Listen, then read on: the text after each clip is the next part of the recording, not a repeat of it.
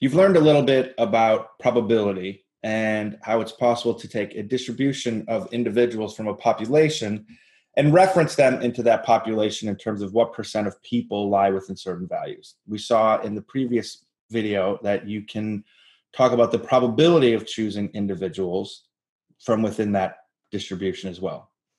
I'm going to share a little example with you now about thinking about distributions. And remember, we talked that the central tendency, the spread, and the shape of the distribution are all important aspects.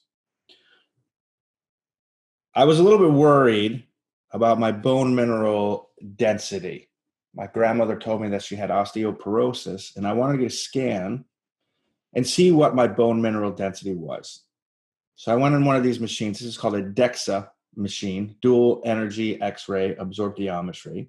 And you get this nice little picture of your body, which can show you the distribution of fat mass and lean mass. And it can show you the distribution of bone mineral density by looking at the pelvis and by looking at the hips. I left my socks on for this one.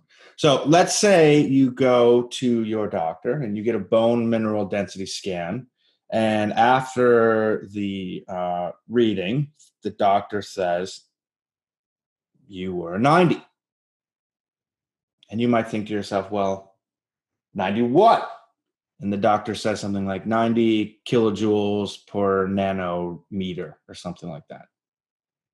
But you have to ask yourself, what does that mean? 90 relative to what? So perhaps you get some context of where to place this individual data point, and the doctor says, oh yeah, the average is 100. So now this is interesting. This now means that you know where you are relative to the central tendency, and you know that you're below average. But it doesn't tell you everything about where you are relative to the distribution of people. You need to know one more thing. You need to know what the spread of that distribution is like. So if you're 90 and the average is 100, the situation might be something like this. Here's a distribution. Most of the people are in the middle. Some of the people are high. Some of the people are low.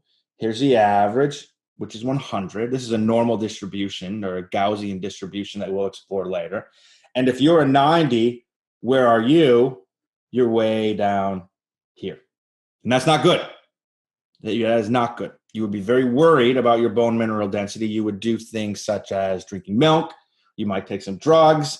And my favorite drug of all is a heavy barbell. So you might decide to do some heavy deadlifts, pick stuff up, put stuff down, and stimulate your skeleton to grow a little bit.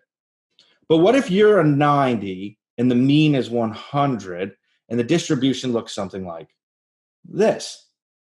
It's interesting because you're still below average, which is a hard thing to stomach, but half the people are below average in any given distribution.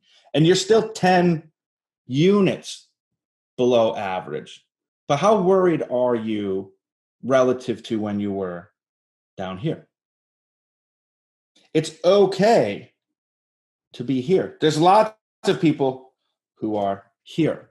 And so we see that when it comes to distributions, not only think about what the middle is, not only think about where an individual point is, but also what is the spread of that entire distribution. Then we can actually reference that individual person and say, how far above or below average are you?